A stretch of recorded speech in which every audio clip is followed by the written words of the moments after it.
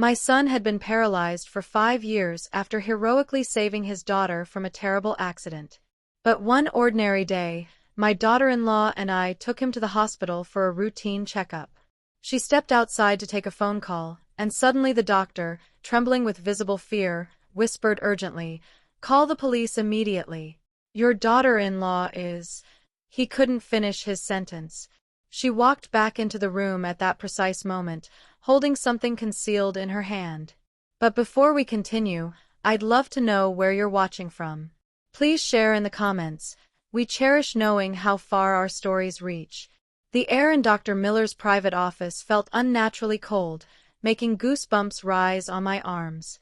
Valerie, my daughter-in-law, and I had just wheeled Michael, my beloved son, into the examination room. Valerie flashed the nurse a picture-perfect smile, the kind that could grace a magazine cover. Michael sat motionless in his wheelchair, his eyes open but staring into some distant void. The strong, athletic body he once possessed had withered into a shadow of its former self, thin, fragile, completely dependent on others for every basic need. The transformation still broke my heart daily. Dr. Miller, a young physician who had recently assumed Michael's care after the previous doctor's retirement, carefully reviewed my son's extensive medical file. He flipped through page after page, occasionally frowning with an expression I couldn't decipher. Something about his demeanor twisted my stomach into knots. The examination proceeded routinely. When the doctor finished, he glanced at Valerie and spoke in a professional tone. "Ma'am, could you please go to the reception desk and retrieve a copy of the blood work from 6 months ago?" The nurse forgot to attach it to the file. A flash of irritation crossed Valerie's face before she quickly masked it with her trademark smile. "Of course, doctor. I'll go right away," she replied smoothly, then left the room. The sharp clicking of her heels echoed down the corridor until the sound faded completely. The moment the door closed behind her, Dr. Miller shot up from his chair. He moved swiftly to the door and locked it from the inside. The metallic click of the bolt reverberated in the silent room, and my heart began racing uncontrollably. What was happening? I stared at him, questions flooding my mind, a growing fear constricting my chest. The young doctor turned to face me, his professional composure completely shattered, replaced by extreme tension. He approached quickly and whispered, his voice low but urgent and alarmed. "Your son's most recent blood test results show something deeply disturbing. The levels of a very powerful sedative are dangerously high, several times over any acceptable limit.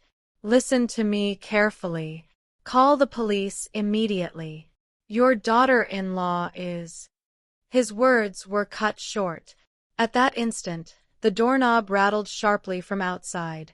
Valerie's impatient voice came through the door. "Doctor, the door is locked. Are you in there?" Dr. Miller flinched visibly. He backed away as if he'd been electrically shocked, panic written across his face. He hurried to the door and, with trembling hands, unlocked it. The door swung open almost immediately, as if Valerie had been waiting right there, listening. She walked in with a folder in one hand and, in the other, a small white paper bag bearing the building's pharmacy logo. A cold shiver ran down my spine. I was certain she hadn't been carrying that bag when we arrived. The doctor's demeanor transformed instantly. He cleared his throat, straightened his posture, and spoke in a loud, confident voice that completely concealed his previous nervousness. My apologies. I have a habit of locking the door while reviewing confidential files to ensure patient privacy. All of Michael's indicators appear stable. There's nothing to worry about." I struggled to keep my face neutral, but I could feel my fingers trembling against the edge of my son's wheelchair. I took a deep breath, trying to keep my voice from shaking, and asked as casually as I could manage, "What's in the bag, dear?" Valerie smiled, a smile so bright it was almost blinding. She held up the bag and shook it slightly. "Oh, nothing important, Mom. I've just been feeling exhausted lately. I asked the doctor for some vitamins. With all the stress of caring for Michael, I've been losing sleep." As if to confirm her story, Dr. Miller nodded. He handed Valerie a pre-signed prescription that clearly indicated the name of a vitamin complex and a common sleeping aid. Throughout the entire exchange, he avoided my eyes. His gaze shifted away constantly, as if he feared a single direct look might reveal the horrible secret he'd just hinted at. I studied the prescription, then looked at the paper bag. A mother's instinct, sharpened by years of worry and countless sleepless nights, was screaming that something was terribly wrong. Whatever was in that bag, it definitely wasn't vitamins. On the drive home, Valerie seemed strangely cheerful. She turned on an upbeat pop song, tapped her fingers rhythmically on the steering wheel, and hummed along with the melody. The sound pierced my ears like poison. Her false joy contrasted cruelly with the image of my son sitting motionless beside her. Dr. Miller's words kept echoing in my mind, mixing with the music, forming a chaotic and terrifying symphony. My thoughts drifted backward, traveling to a sunny afternoon 5 years ago, the afternoon that had changed our lives forever. Back then, I was in my kitchen, bathed in the warm golden light of dusk. The aroma of garlic and rosemary sizzling in olive oil filled the air, mingling with the scent of roast lamb crackling in the oven. It was Michael's favorite meal, something I prepared for him whenever he came for dinner. My hands moved skillfully as I tossed the salad, my heart filled with simple happiness. In just a few minutes, the whole family would be together. Michael's laughter and my granddaughter Emily's sweet voice would fill the house again. Just then, the phone rang. It was Michael. "Mom, it's me." My son's voice sounded warm and happy. "I'm on my way to your house. Just a few blocks away. I also picked up that rye bread you love." I smiled, feeling a deep warmth spread through my chest. "That's wonderful, son. Don't rush. Everything is almost ready." After hanging up, I called Valerie. I knew she had promised to bring Emily, my granddaughter, for dinner. Emily was the precious daughter from Michael's first marriage. His first wife had been a sweet young woman who died of breast cancer. The girl was Michael's entire world, his reason for living. "Hello, Mom," Valerie answered, her voice rushed. "Valerie, I'm calling to remind you to bring Emily. Her father is almost here." "Oh, I completely forgot," she answered, sounding flustered. "I'm at the spa with some friends. I'm not going to make it in time. But look, I'm just going to drop the girl off at the corner intersection. Can you go out and get her? I'm in a huge hurry." That night, as I was taking out the trash, my heart sank when I saw Emily's drawing, a symbol of her innocent hope, crumpled at the bottom of the bin. Then money became an issue. Valerie constantly complained about the cost of Michael's medications, diapers, and medical equipment, saying everything was outrageously expensive. She started asking me for money from my small retirement savings, always with a look of suffering. "I'm sorry, Mom, but it's for Michael." One morning, a delivery man brought a large box of medical supplies. Valerie quickly signed for it, paid with a wad of cash, and took the box to the basement, locking the door behind her. But she was careless. An invoice from the shipment slipped out from under the door without her noticing. Curious, I picked it up. It was the invoice for that exact box, but the amount was only half of what Valerie had told me the night before she needed to pay for it. I held the paper with trembling hands and sat in the living room to wait for Valerie. When she emerged, I showed her the invoice. "Valerie, can you explain this?" Valerie's face showed a moment of confusion. Her eyes darted nervously, searching for an escape, but she quickly regained her composure and forced a smile. "Oh, they must have included an old invoice by mistake, Mom. Look, you can't even see the date clearly. Don't worry. I managed the accounts very carefully." With that, she snatched the invoice from my hands and tore it into tiny pieces right in front of me, as if trying to erase any proof of her deception. That night, I couldn't sleep. The scattered fragments began fitting together in my mind. The cold look in the hospital, the obsessive control over medications, the mysterious white pill, Michael's constant decline, the drawing thrown in the trash, and now the lie about money. I turned on the TV mindlessly, hoping the noise would chase away the dark thoughts. Just then, a news report came on about a Black Widow case, a woman who had slowly poisoned her husband to steal his fortune. When the camera zoomed in on the woman's face, her smile superimposed itself in my mind with Valerie's sweet smile. A chill ran down my spine. I barely slept that night, lying in bed, listening to every sound in the house. The next morning, I made a tremendous effort to appear calm. I went down to the kitchen as Valerie was making breakfast. The same smell of oatmeal as always, and the sound of the mortar and pestle echoed in the air. I pretended to look for something in my purse. "Oh, how awful!" I exclaimed with an annoyed voice. I left my glasses at Dr. Miller's office.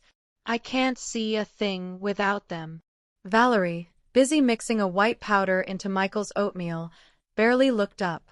"Oh, really? Then go get them, but come back soon. Emily will be home from school, and we need to make her lunch." She spoke with complete naturalness, without a hint of suspicion. To her, I was nothing more than a forgetful old woman. That confidence was my opportunity. I left the house quickly, but instead of going to the third floor where the office was located, I ducked into a corner of the first-floor hallway and, trembling, took out my phone. I found Dr. Miller's private number on the card he'd given me the day before. My heart pounded as the phone rang. "Miller speaking." His voice sounded professional, though cautious. I took a deep breath and tried to keep my voice steady. "Doctor, this is the mother of your patient, Michael Thompson. I wanted to ask you more about the side effects of the medication you mentioned yesterday." I emphasized those words, hoping he would understand my hint. There was silence for a few seconds. I could hear him inhale slowly. "I understand. Where are you?" "In the hospital lobby. Go to the Cornerstone Cafe across from the hospital. I'll be there in 15 minutes. He hung up. The cafe was crowded and noisy, with the aroma of roasted coffee and sweet bread floating in the air. I chose a secluded table where I could watch the entrance. Exactly 15 minutes later, Dr. Miller walked in. He had removed his white coat and was wearing a simple shirt. He looked less tense, but his eyes still reflected deep concern. He spotted me immediately and sat down across from me. Without preamble, he took out his phone, opened a file, and showed it to me.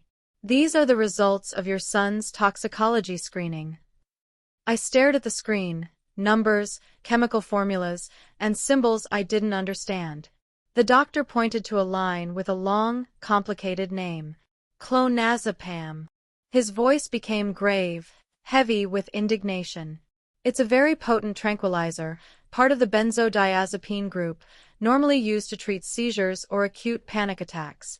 It does not appear on any of your son's prescriptions. And the amount accumulated in his blood." He hesitated for a moment, looking me straight in the eyes. "Is so high that it could be life-threatening.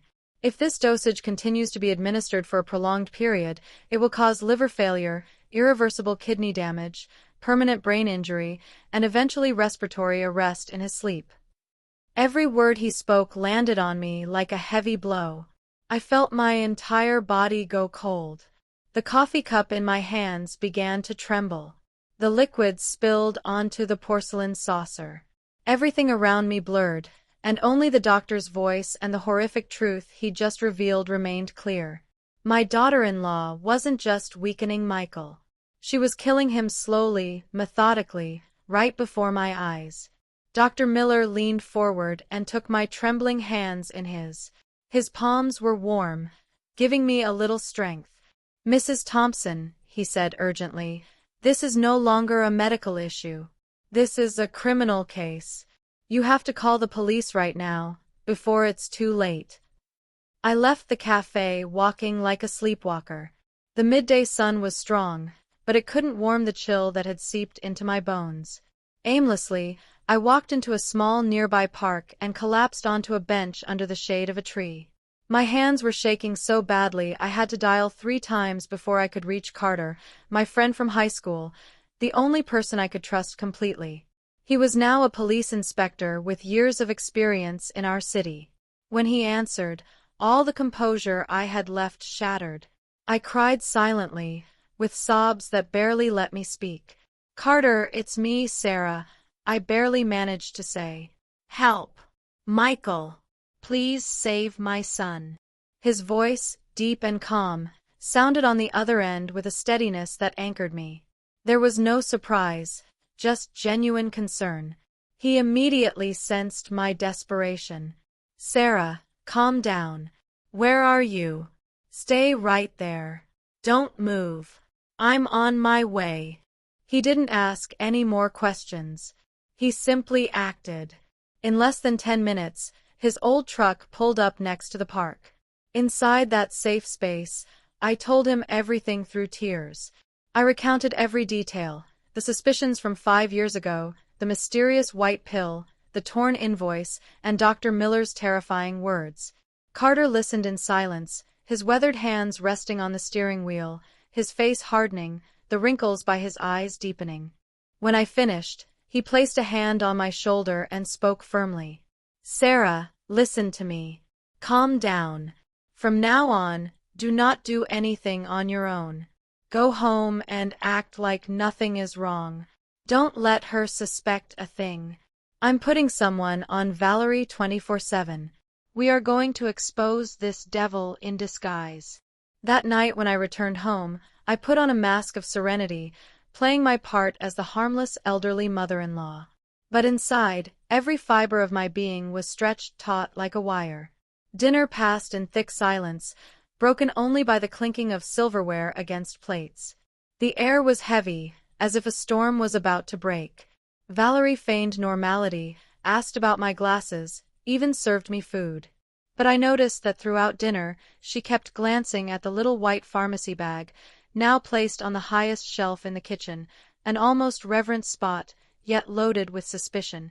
Was she afraid the bag would disappear, or that someone would discover the secret it held? After dinner, Valerie put Emily to bed. The girl was fussy tonight for some reason. She insisted that her stepmother read her one story after another. "Just one more, Aunt Valerie. The one about the princess in the tower." Emily's sweet voice drifted from the bedroom. I sat stiffly on the living room sofa, pretending to watch a boring TV show, but my hearing was sharp, not missing a sound. My eyes were fixed on the half-open kitchen door. My heart pounded, each beat reminding me of the dangerous mission ahead. I had to know what was inside that bag. Finally, Valerie's patience ran out. I heard her tell the girl, annoyed, "Go to sleep already. You're being naughty." Then the sound of the girl's door closing firmly. A moment later, I heard the bathroom door open, then the sound of water running in the shower. This was it. This was my chance. I took a deep breath, tried to calm my frantic heart, and stood up carefully. My steps were as light as a cat's, gliding over the wooden floor without a sound. The kitchen was dark. Only a faint strip of light from the street lamp outside came through the window, distorting the shapes of familiar objects and making them unsettling. I didn't dare turn on the light, afraid the sudden glow would alert Valerie. The shelf was too high for me. Groping in the dark, I found the small stool that was always in the corner. I dragged it carefully, held my breath, and climbed up slowly, trying not to let it creak. My fingers trembled as I touched the paper bag. Inside was a plain, unmarked cardboard box, completely white. I opened it with trembling hands. Inside rested an amber glass bottle, the kind used for chemicals. It had no label, no name, just a series of blurry numbers printed on the base, almost illegible. Next to the bottle was a piece of paper folded into quarters that looked like a medical insert. I unfolded it quickly and held it up to the small halo of light. It was full of medical terms I barely understood. But there were a few words in bold that chilled my blood: acute respiratory failure, sudden cardiac arrest, irreversible neurological damage. And at the bottom of the page, underlined, a warning: special use. Overdose fatal. A shiver ran down my spine. My hands shook so much I almost dropped the bottle. There it was. This was her murder weapon. I placed the bottle and paper on the kitchen table, trembling as I took out the phone Carter had told me to always carry. The screen lit up the room with a ghostly blue light. I had to take several photos because my hands were shaking too much. The images came out blurry, out of focus. Calm down, Sarah. For Michael, I repeated to myself. Finally, I managed to take a few clear photos of the bottle, the serial number, and the text on the paper. Just as I was putting the phone back in my pocket, a sound froze me. The shower water stopped. My heart stopped with it. Everything fell apart. I quickly returned the bottle and paper to the box, placed them back inside the bag, and positioned it exactly where it had been. I got off the stool and pushed it back under the table just as a shadow appeared in the kitchen doorway, silent as a ghost. Not in bed yet, Mom? What are you doing in the dark? Valerie's voice was cold, sharp, without the usual fake sweetness. I jumped, my heart about to burst from my chest. I spun around, trying to force a smile that must have looked completely twisted and pathetic. I pointed to the faucet, trying to keep my voice from trembling. Oh, I was thirsty. I was just getting a glass of water to help me sleep. To support my lie, I reached out a shaky hand, grabbed a glass, and filled it with water. Valerie said nothing. She just stood there in the dark, staring at me. I couldn't see her expression clearly, but I felt her sharp gaze like a blade, scanning every inch of my skin, searching for a crack in my lie. The silence stretched on, so tense I could hear the blood roaring in my ears. Then she took a step forward and walked past me. She didn't look at me again. She reached up, took the paper bag from the shelf, held it for a moment, shot me one last meaningful look, then turned and walked straight toward her and Michael's bedroom. I heard the dry click of the lock. She had locked the door. I stood frozen in the kitchen, the cold glass in my hands. I knew I would not sleep that night. The next morning, the atmosphere in the house was even more tense. There were no more sweet smiles, just watchful silence. She observed me constantly. She followed my every move, from the way I held my coffee cup to the way I spoke to Emily. Her inquisitive gaze was like a spotlight, searching for any sign of falsehood. I knew she suspected me. While Valerie was in the shower, I took the chance to go into her room. I grabbed my phone and sent the message I had written the night before when I couldn't sleep, a short message, but loaded with urgency. I need to see you. It's very important. I sent it to Carter. Less than a minute later, the phone vibrated. His reply was equally brief. 10 a.m. The Promenade Cafe. Back corner. I had to invent an excuse to leave the house. I put on my coat and went down to the living room where Valerie was cleaning. I'm going to see Catherine, a friend from church. I haven't seen her in a long time. She's been calling me, I said, trying to sound casual. Valerie stopped what she was doing and looked at me, her eyes narrowing. A friend? I don't remember you ever mentioning her. My heart skipped a beat, but I already had the answer ready. Oh dear, I have many friends. You couldn't possibly know all of them. She just moved back to the city. I won't be long. I'll stop by the church on the way to pray a little for Michael. That last line seemed to work. The suspicion in her eyes softened. She even took a few dollars from her wallet and offered them to me. Take care, Mom. Take this in case you want to buy something. Any other time that gesture might have seemed affectionate, but now it just felt like a handout, a way of reasserting that she still had control over me. The Promenade Cafe was on a busy street. The bustle of people, the music, the clinking of cups created the perfect noise to cover a secret conversation. Carter was already waiting for me at the most secluded table, his back to the entrance. He was wearing casual clothes, looking like any other worker on his lunch break. I sat down, my heart still pounding from nerves. I didn't wait for him to speak. I took out my phone, opened the gallery, and showed him the photos I'd taken the night before. "Here it is. This is what she's using to poison Michael," I whispered, my voice trembling.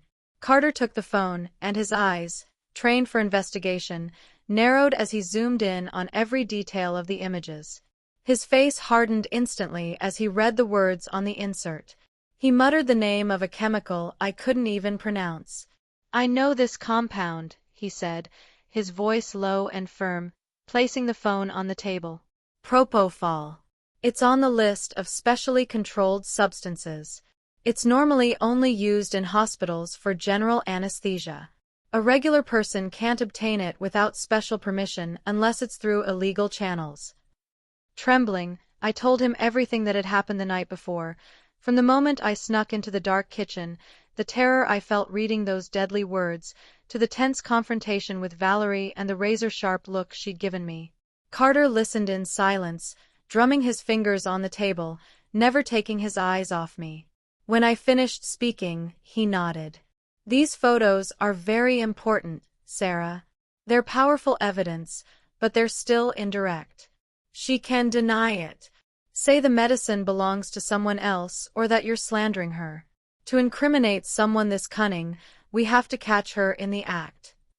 He leaned forward and lowered his voice. "From now on, this is the plan. We must act quickly and with extreme caution." He laid out a 3-step plan, clear and precise, like a military operation. "First, you, Sarah. Your role is the most important and also the most dangerous. You must maintain absolute secrecy and behave as if nothing has changed. Watch Valerie's every move. Pay special attention to how she prepares the medications and her daily routine. You have to become our eyes inside that house. Second, Dr. Miller. As soon as I leave here, I will contact him officially as a police inspector. His testimony, along with Michael's blood work, will give us the legal basis to request surveillance and an urgent search warrant from the court. And finally, me. I will launch an undercover investigation into everything related to Valerie, her finances, relationships, and personal background. We'll check every bank account, every credit card transaction, every debt she has. People like her, Carter said with a cold look, always do it for money. We will find her motive. Before I left, Carter took something out of his pocket, a black pen, seemingly normal. "It's a hidden recorder," he explained. "If she says anything suspicious, if she admits anything, even something small, press this little button on the top. But only use it if you're completely sure it's safe. It can be a double-edged sword." That afternoon, while I was making dinner, my phone vibrated with an unknown number. I rushed to the bathroom and answered. "Hello, Mrs. Thompson. This is Miller."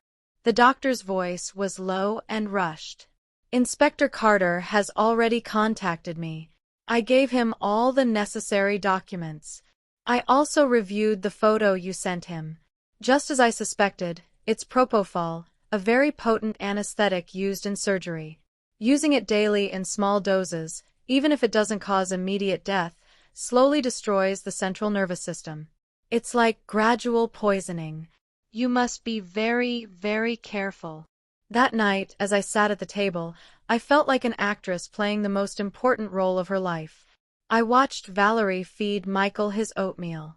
And then I saw it. She stealthily took an unlabeled bottle from her apron pocket, withdrew a glass dropper, drew up a small amount of the clear liquid, and with quick movements, poured a few drops into my son's bowl before stirring it thoroughly. It all happened right before my eyes, just an arm's length away. I clenched my fists under the table, my nails digging into my skin until it bled. I had to bite my lip to keep from screaming. I swallowed my tears. I swallowed the rage boiling inside me. And I smiled, a smile that I'm sure must have looked hideous. From that night on, every meal became mental torture. I had to smile, pretend everything was fine, while watching my daughter-in-law put poison in my son's food with my own eyes.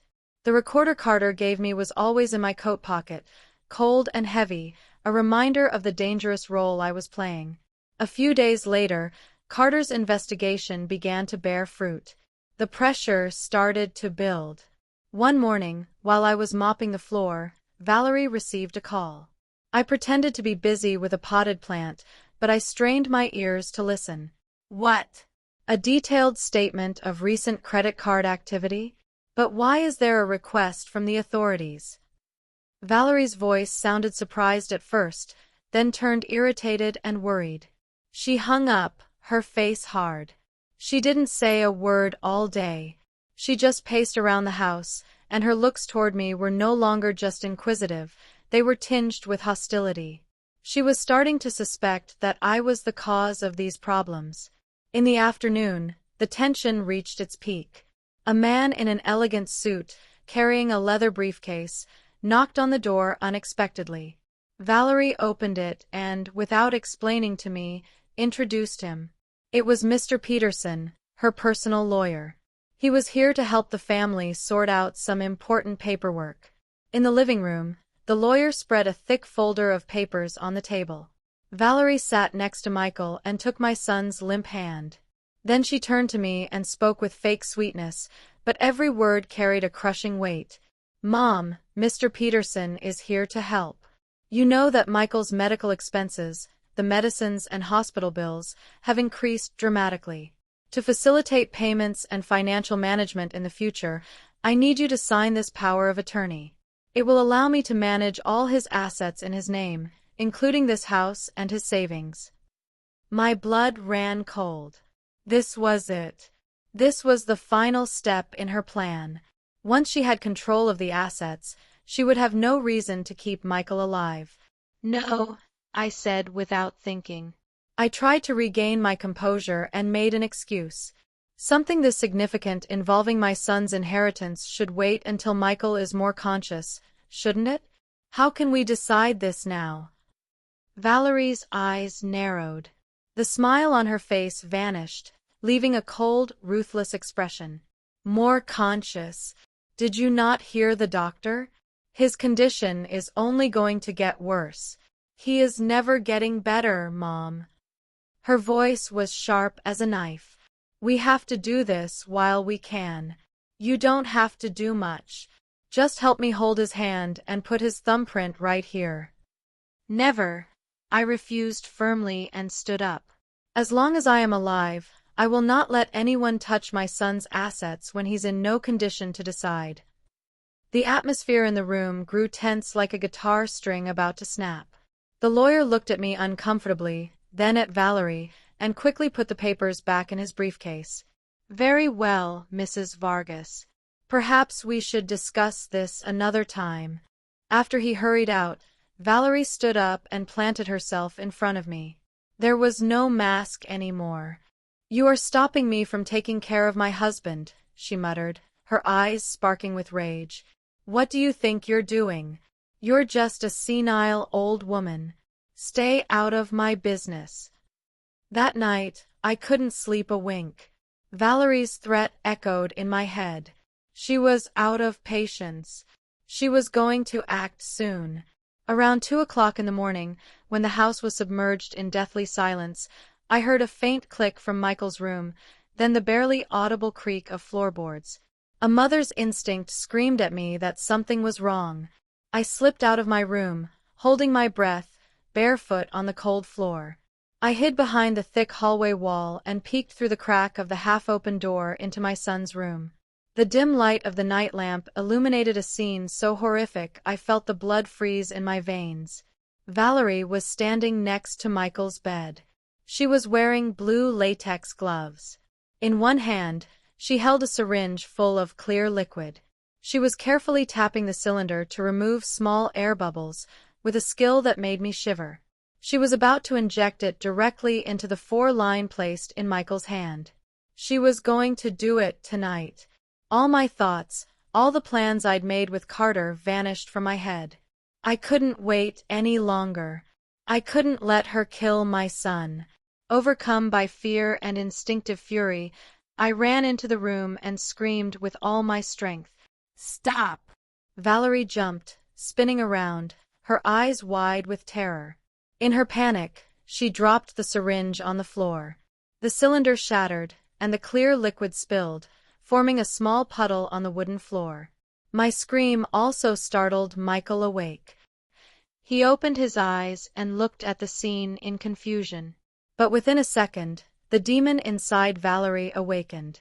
The panic disappeared, giving way to rage and cunning malice.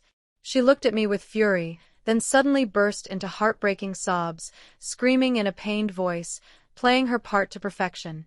"Mom, what are you doing? Michael! Help! Neighbors! My mother-in-law is trying to kill her own son." She pointed to the broken syringe and the puddle on the floor, screaming between sobs and feigned desperation. "She wanted to inject my husband with poison. I caught her just in time. Help, please." Her voice echoed through the quiet neighborhood. Doors began to open, and several neighbors, still in their pajamas, ran toward our house. They froze when they saw the scene, me motionless and pale as a ghost, Valerie crying inconsolably by the bed, looking like a helpless victim, and Michael, my son, looking at me with fear and confusion, understanding nothing. The trap had been sprung, but not on Valerie. On me. To everyone, I was now the guilty one, a cruel mother-in-law trying to kill her own son. I could barely stammer, It's not what it looks like." But my words were lost in Valerie's theatrical sobs. I had no choice but to back down and tell the neighbors it was all a family misunderstanding, begging them to return to their homes. But deep down, I knew I was cornered. When the last neighbor left, shooting me a suspicious look, Valerie turned to me with a triumphant smile. "See, old woman," she whispered with venom. "Nobody believes you now. Everyone thinks you're crazy, that you're an unhinged mother-in-law who wants to kill her son. You'd better shut your mouth and stay out of my business." With that, she turned and left, leaving me alone in the living room, enveloped in a feeling of defeat and despair. But that despair only lasted a few seconds. I looked toward the room where Michael lay, his eyes still full of fear. I couldn't give up. Not now. While Valerie was busy cleaning up the scene she just staged, I ran to the bathroom and locked the door. With trembling hands, I dialed Carter's number. "Carter, it all went wrong," I sobbed into the phone, speaking in an anguished whisper. "She turned the tables. She accused me of attempted murder. Now everyone thinks I—" "Sarah, listen to me calmly." Carter's voice boomed, firm and full of authority, cutting through my panic. "She made her move. She cornered herself. This is not a defeat. This is our opportunity. Listen carefully, Sarah. Tomorrow we end this." Carter explained his plan to me, step by step. A bold plan. Risky, but it was the only path we had left. The next morning, I woke up with iron determination. I went downstairs, pretending to be exhausted, devastated by the shock of the previous night. Valerie looked at me with a mixture of pity and triumph. Just then, according to Carter's plan, the house landline rang. I picked up the receiver, pretended to listen for a moment, and then spoke loudly, loud enough for Valerie, who was in the kitchen, to hear me clearly. "What did you say?" "I have to go to the police station to give an additional statement about the traffic accident last week." "What a hassle." "All right. I understand. I'll be right there." I hung up the phone with a resigned sigh. I hurriedly put on my coat and said to Valerie, "I have to go to the police station for a while. I probably won't be back until noon. Stay home and take good care of Michael." Valerie nodded, a satisfied smile flashing across her face. A glint of triumph shone in her eyes, which this time she didn't even try to hide. "Yes, Mom. You go ahead. I'll take care of everything."